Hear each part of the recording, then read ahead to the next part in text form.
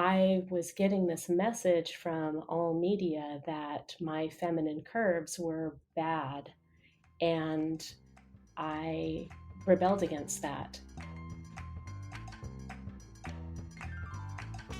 Hello, you lovely humans.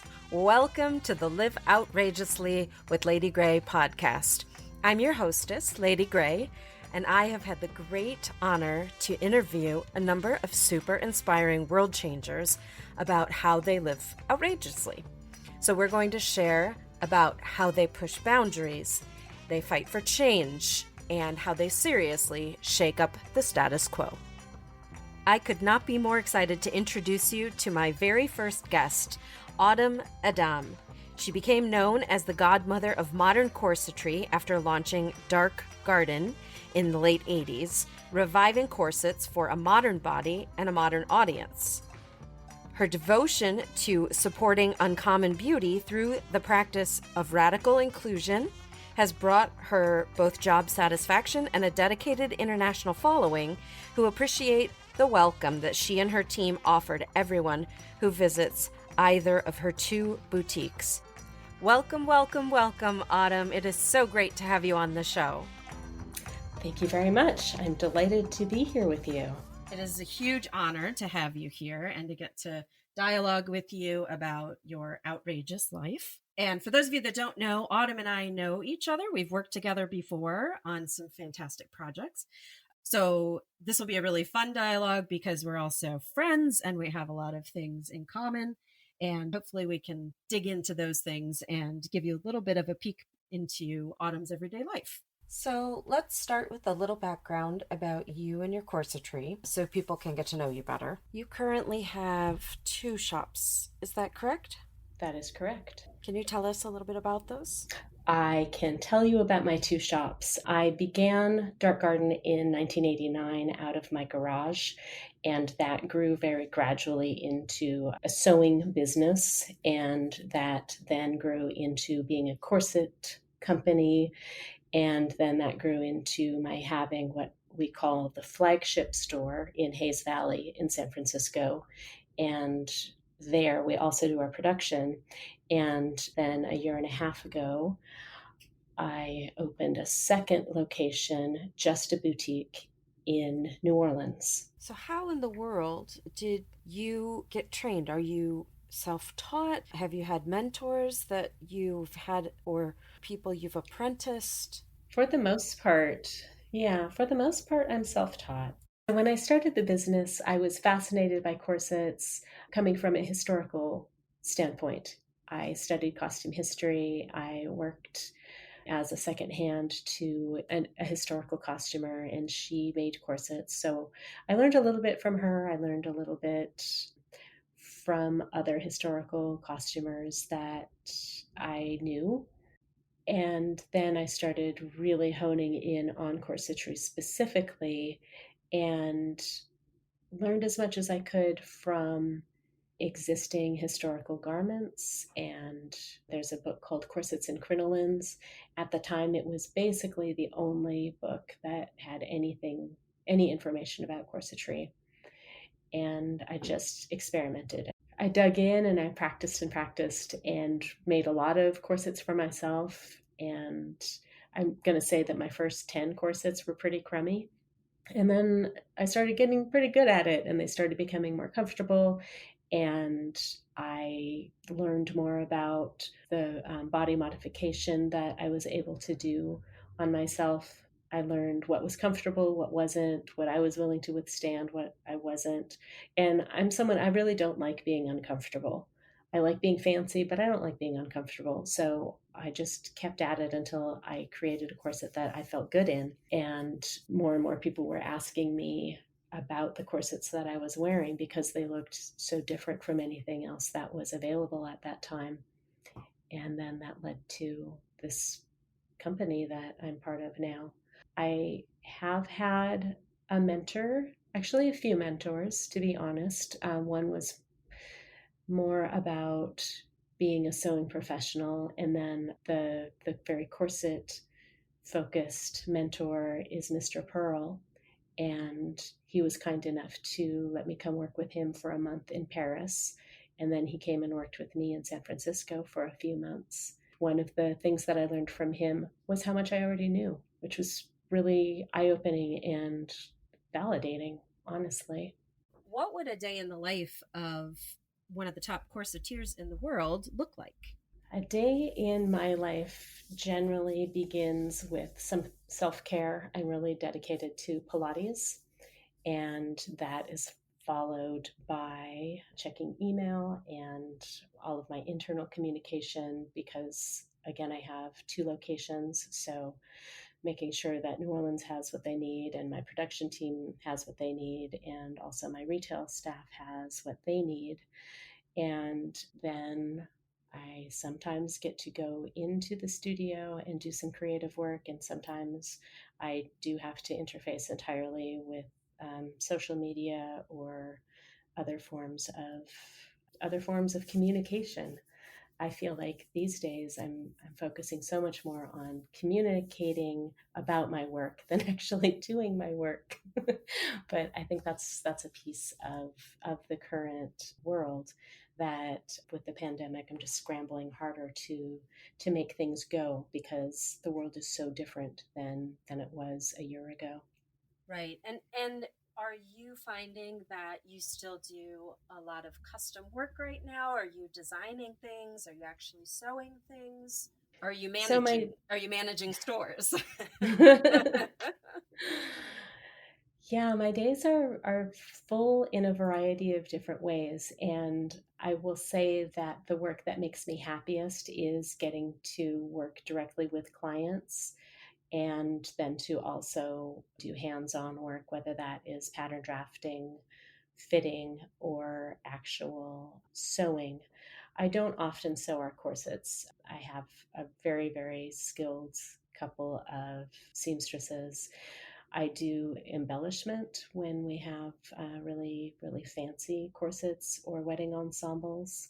And I am still getting to do custom work. I'm still getting to design with people. Speaking of fancy ensembles and corsets, can you tell us a little bit more about the very outrageous costume balls that you participate in? My favorite costume ball in the United States, actually, it's a tie. So it's a tie between the Edwardian Ball here in San Francisco and the Labyrinth Ball in Los Angeles. And both are gigantic events now. And people just really express their creativity and create imaginative, wild, wacky, gorgeous, sexy, funny, dark, scary, all of it, just a little bit of everything at these events. And the performances are fantastic. I think it's a fantastic place for inspiration to start when you are a costume creative. I think it's a rare person that just wakes up and says, well, today I'm going to make a green dragon costume with purple wings and, Right. la la la la la la. Most of us need to be inspired by a reason to wear said garment. And these events are perfect for that. The events that we go to in Venice are fantastic for inspiring creativity because the event organizers put a lot of time and effort into creating themes for these events. So some of them are themes that can be very widely interpreted, and some of them are very narrowly interpreted. And I love them both because, again, it's like a jumping off place for creativity. That's incredible. I am so looking forward to being able to get back to going to balls and just generally being around people again. In light of that need you just described for inspiration, how are you, I guess, inspired to create on a day to day basis? I am going to narrow in on the thing that brings me to work every day. And on those days when I don't want to pull myself out of bed, what I focus on so that I get going. And that is the work that I do. The garments that I create are transformative, and being a person who gets to transform people's lives with a very, very simple object is incredibly meaningful to me. And so the kind of interactions that I have with my clients, I feel really good about that. And it's not what I started out to do when I was 12 years old and decided that I wanted to make pretty things. I didn't realize I didn't realize that making pretty things was going to then make people feel pretty. And if you were to ask me kind of earlier in my life, like, well, isn't making people feel pretty kind of superfluous, kind of shallow, I would have said yes. And through my time working with people, I have learned that it is actually incredibly important. And as we all struggle with feeling unattractive, ungainly, uncomfortable, whatever, like all of these things, those moments of transforming into a butterfly, even if it's only momentary, that is so vital, and kind of vital for us to be able to do greater work. So if we're feeling kind of awful about ourselves just in our own physicality, changing that up can then mean we get a little more focused again and can carry on. That's beautiful. So I really love the sense of empowerment and strength that I feel like I walked away from Dark Garden with personally. I'm curious because I feel like this maybe is something that people who are listening to this that are really unfamiliar, who all their red flags suddenly go up, Absolutely. and Absolutely. especially our feminist friends out there who struggle maybe with the idea of being a feminist and embracing corsetry. I feel like this is a big topic that we could probably talk about for hours, but what is your perspective, or do you have anything that you want to share with people about, I guess, modern corsetry and how it interacts with feminism and strength? Early on in my career as a corset maker, I was at an outdoor vending event, and I was wearing a corset, and a woman came up to me and she said, "Oh, you should be ashamed of yourself. I did all of this work so that you wouldn't have to wear these, and this is just terrible." And I blinked and took a deep breath because it wasn't, I didn't see what I was doing as counter to what she had done, and said immediately, "Thank you so much for doing that work, because that means that I can wear this when I want to and I never have to." And additionally, so I started the company in 1989, and that was coming off of the heels of the 80s when women were really trying very hard to find their place in the workplace and were having to be very, very masculine. And our supermodels were basically androgynous. And I was getting this message from all media that my feminine curves were bad. And I rebelled against that, and went kind of the other direction and got ultra feminine. But I've never felt that being feminine means that you aren't strong. Ultra femininity is incredibly empowering and puts you in a place of strength. When our bodies are in a posture of confidence, that feeds into our emotions and we actually become more confident. So that is, in fact, then counter to being anti feminist. Right. And I really truly believe that the message of strong women has very little to do with what we do or don't wear. Right. I mean, and it Right. personally, we Yeah. make choices, and like you said, you thanked the woman for giving you the ability to make those choices.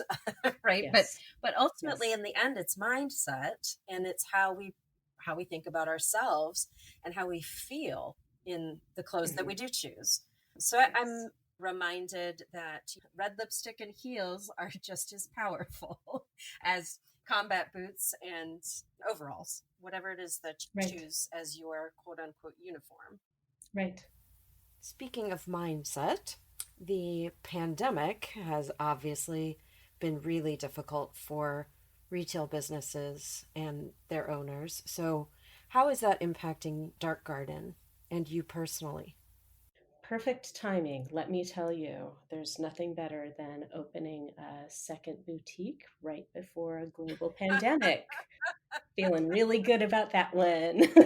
Oh yeah. And you know what? It's been fascinating to talk to people about their pivoting and diversifying and like all the things that they've had to do to manage through this. So I can imagine that you've probably had a similar experience. Yes, yes, definitely. This is one of those things that is for those of us that are continuing to live, we are getting stronger and differently resilient and accessing our ingenuity in new and different ways all the time. So, and I will say that I'm finding silver linings in many places, and I think a lot of other people are as well. And that's human nature, right? When things are tough, we learn to laugh. When things are really rough, we look at the one bright side so that again we can carry on and do good work if that is what we are drawn to do. Oh, that's beautiful. Thank you for that. I needed that today. Through this pandemic, one of those silver linings has been really meaningful conversations that I have taken the time to have. And one of the conversations that I'm reminded of right now is with one of my artist friends who lives in Paris. And she said, because we're creatives, because we create everything that we are thinking of, we have to keep thinking about the best possible outcome of all of this and keep focusing on those tiny positives because we'll create them. And because we are so creative, if we are thinking too much about our nightmares and our worries, we're going to make that world come true. So we are beholden as creatives to think positively whenever possible. Right. And in that we're transformed, you were talking about transformation of other people before through your garments and everything. But as artists and creators, our mindset and our manifestation of all those beautiful creative things then transforms us. Precisely so. Let's stay on Dark Garden for a little bit because I know you kind of describe your business philosophy or personal philosophy as being focused on uncommon beauty and radical inclusion. And I'm really in love with those terms. But what specifically does that look like for you? So, how does that directly relate to this idea of transformation? So, our tagline, supporting uncommon beauty, came from this ethos of seeing the beauty in each person. And sometimes in fact, often it's easier for others to see our beauty than it is for ourselves to do so. My focus with my two boutiques is that everyone that walks through the door feels welcome and feels seen and of course feels heard if they choose to really speak. The dedication to being radically inclusive probably comes from my rather unusual childhood and also mostly growing up in the San Francisco Bay Area, which has always been a haven for people that aren't finding a comfortable place for themselves in the world. San Francisco is a place where rebels have always gravitated towards. And so being surrounded by these people from a young age gave me a sense that the world is very open, and saying that somebody is weird means absolutely nothing because no one is actually normal. Again, my dedication to being radically inclusive is being the safe place for people that are marginalized. So, I would imagine then that the people who are your clients are generally living outrageous lives as well. Is that accurate? I believe that our clients are living outrageous lives, and sometimes they don't even know they want to live an outrageous life until somehow they get talked into trying on a corset and suddenly they realize that that's something that they want and need. So I guess I'm really curious about Autumn's role in the world of corsetry. For those of you that don't know, she's known as the Godmother of Modern Corsetry, which is no small title. But I'm curious, I guess, about you mentoring kind of a next generation of corseteer. Are you doing that? I mean, I know you have seamstresses, and obviously you have people sort of in your atelier that are learning your craft that way. But are you teaching classes? Do you share information? How does that move to the next generation? That is such a good question.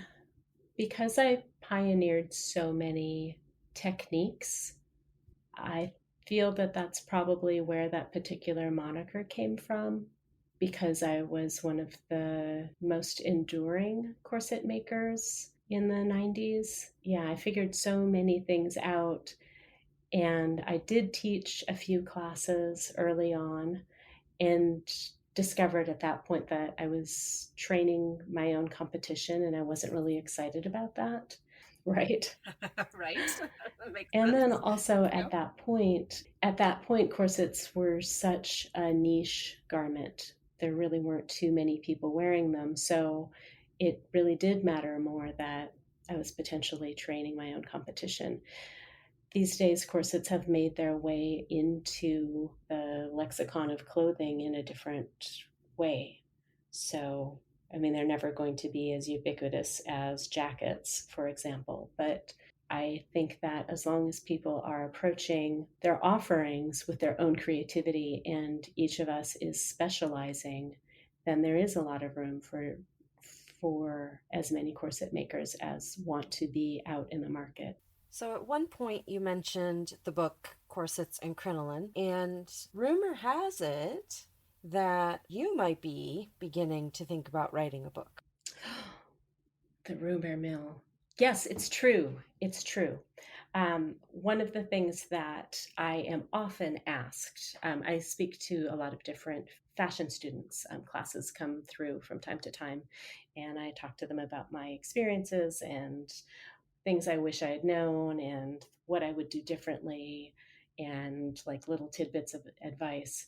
And I realized that I wanted to share that a little bit further than just the people that were able to come through Dark Garden.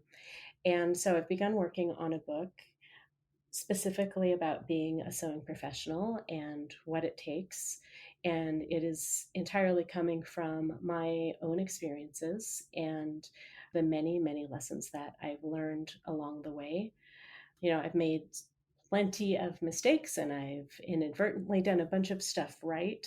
I just wanted to share that and hopefully save a lot of people pain and agony, and also encourage people to live their most creative and outrageous life, but do that in the smartest way so that creating can be joyous rather than agonizing.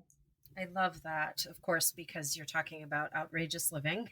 so um, so I'm looking forward to reading this book, even though I am about as novice a seamstress as you can imagine. But I'm curious, in addition to this book, do you have any other passion projects or outrageous dreams?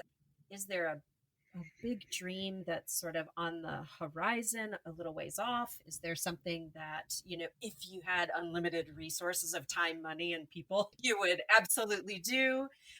What else is brewing in your head there? I would like to say that the dream that made me decide that opening a second boutique was a good plan is this dream of having boutiques in many different cities and each one having the specific romantic flavor that that city has in our imagination. And I'm going to back that up and talk a little bit about opening the boutique in New Orleans, because everyone says to me, Autumn, why New Orleans? It's not very close to San Francisco. Are you from there? Like what's the story? And it's because New Orleans has this deep, dark, romantic vibe. So the first time I visited New Orleans, I was super excited to be there, and I had this imagination of what it was going to be like. And it was very romantic and lush and sexy and just, ugh. And I got there and I was trying to find that, and I couldn't find it. It was all in my imagination and in the pages of Anne Rice. True story. Dark Garden is named after a concept in The Vampire Lestat, the Savage Garden. And I was saved from myself by someone else nabbing that name. And so I named it the Dark Garden instead. Fabulous story. Go ahead. So this big dream is that each of these boutiques would be like the boudoir of a sex symbol from each specific city. I hope that the world changes in a way that retail, like brick and mortar retail, is viable so that I can continue that and it really can be the lifestyle brand that I dream of. I don't know if I can really paint the picture, but like my dream boutique, you walk in and it is like you're walking into, for example, Mae West's boudoir, and there's her beautiful bedstead and a gorgeous gilt mirror and her marabou slippers and her dressing gown and a dressing screen and I don't know, her makeup brushes and obviously her corsets. The list goes on, but all of this is has this aesthetic and romance to it, and then you can buy all of it and take that feeling home with you. That's such a beautiful dream to be able to transform lives in cities all over the world. So I am on board. You let me know the next city that I need to be ready for. Okay, let's transition into Autumn's outrageous advice. So, this is the part of the program where I ask on behalf of my listeners if you have a piece of advice for how they can make their lives more outrageous. And so that could be a day to day thing, or it could be a one time thing, but something that you recommend to them that you think would make their lives more outrageous.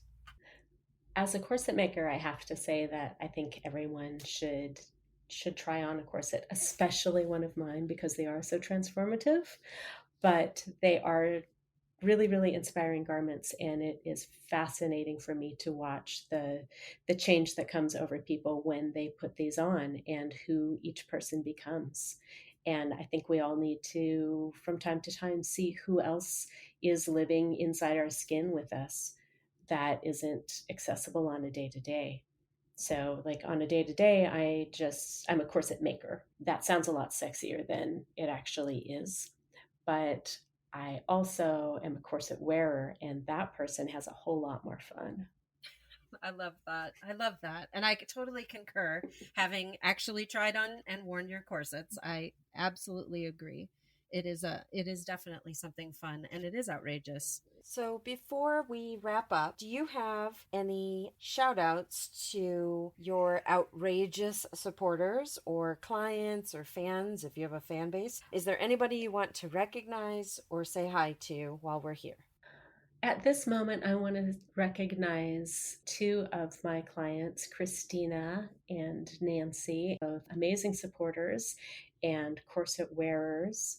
Nancy is an incredible artist, and I worked with her back in the 90s, and she painted a portrait of me that it was fantastic. And she has returned as a corset customer recently. I'm watching her unfurl, and blossom in a meaningful way. There's another really, really sweet person who has been wonderful for me. I'm definitely going to call her a fan. Her name is Lori Lee. She came to me post breast cancer and put on a corset. She's a school teacher, by the way. She teaches high school Shakespeare classes, high school drama. She came in and was like clearly not feeling so fantastic about her being, and we put a corset on her. She completely transformed and has said just the kindest, sweetest things, and also made me realize again that the work that I'm doing is not shallow, because the change that it has made in her life, not just in that moment, but ongoing, has been really, really meaningful for her. And my knowing that means that I soldier on when business is really hard, because I know that there are more women like her that need the same thing. So I am not sure if people who are listening to this know or not, but I am one of those women. I just had a double mastectomy about a year ago. And that was after the beautiful wedding ensemble that you designed for me. Yeah. Yeah. So I do think at some point I'd really like to bring you that garment and transform it into something new for my new body, because I know the power that it has, and I understand there is magic that happens, and it Hmm. really does. It really does have the ability to change your life. Completely agreed. How can people find you? Let's make sure that people know how to connect with you and see all those fantastic pictures and maybe visit your shop. Yes, one of the best ways is on our website, darkgarden.com. We also have a really beautifully curated Instagram, which is Dark Garden Corsetry.